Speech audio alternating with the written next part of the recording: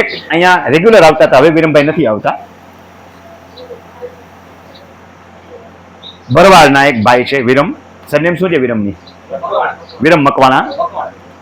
પહેલી વખત આવ્યા કે મારે લેન ગેમિંગ, પહેલા તાલીમ કેમ્પમાં મારે લેન ગેમિંગમાં રસ જ નહોતો. પહેલા બીજા તાલીમ કેમ્પમાં લેન ગેમિંગ હલાવ્યું નહીં, પણ મેં કીધું આવતો રહેજે કંઈક જાણમાં. ફી કોઈ દી આપણે એની લીધી નથી, પહેલી વખત જ નથી લીધી વિરમને. ક્લાસ 1 ઓફિસરને લાયક હતો. એક્ઝામમાં થોડા ખારું છેટું રહી ગયું. અત્યારે હારી પોસ્ટ ઉપર છે. તમામ કલેક્ટર હારા સંબંધ છે ને, કારણ કે આ એક બેચ હોય, ખબર છે ને, ની તૈયારી કરતા હોય એમાંથી જેટલા આવ્યા હોય એની એક બેચ હોય, એટલે બે સાથે સંબંધ બહુ સારા હોય. પછી કોન્ટેક્ટ રાખ્યા, એના ગ્રુપમાં એને નાખેલો છે, એટલે બધા સંબંધ બહુ સારા છે. મેળા છો બધા વિરમને? કેટલા મેળા છો વિરમને?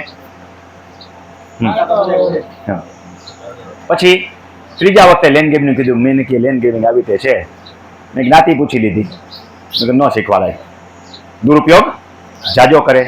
ચોથી વખત આવ્યો, મને કે સાહેબ હવે નથી રહેવાતું. મેં કીધું લઈ બધા ડોક્યુમેન્ટ ના, કાલ મળજે મને બગીચે, બગીચે મળતો લાવ્યો બધું.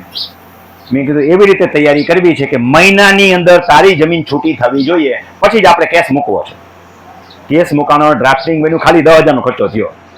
લેન ગ્રીમિંગ થઈ એટલું નહીં, દસ્તાવેજ થઈ ગયો તો ઓલા ઘરે બરે શું કરી લીધું તું, ખોટો દસ્તાવેજ થઈ ગયો તો કલેક્ટરે એટલું કીધું કે કાલ દસ્તાવેજ આને દઈ દે, જમીન ખાલી કરી નાખ, નકર આવતીકાલે ફરિયાદ દાખલ થાય છે. ઓલો ઉભી પૂછડીએ ભાઈગો ત્યાંથી દસ્તાવેજ ઓરિજિનલ દઈ દીધો, લખાણ કરી દીધું, બધું વિરમને સમજાવ્યું હતું.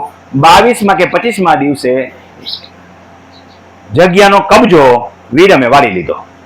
પછી વિરમ મારી પાસે આવ્યો, ભગવાન ફિટ કરવો, કાંઈ કરવાનું થતું નથી, કેસ પાછો ખેંચવો, આપણે પાછોય નથી ખેંચવો, કેસ એમને ઊભો રહેવા દે, આપણે હકોરવા જવું નથી, આપણને આપણો કબજો મળી ગયો ને રોજડું પાછું આવવું જોઈએ નહીં. રોજડું તકડી મૂક્યું, આપણે રોજાને એમાં ફાયરિંગ કરવા શું કામ જવું જોઈએ?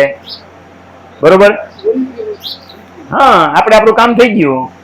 આ શબ્દો વિરમના પોતાના છે, જોઈ લેજો. કીધું તું ને 25. પછી કેસ ફાઇલ લઈ નાખી દેવા હોતા આપણને એવું, સાહેબ આ આખી કેસ થાય તો થાય, બધા કામ થાય, આપણને આવડવા જોઈએ.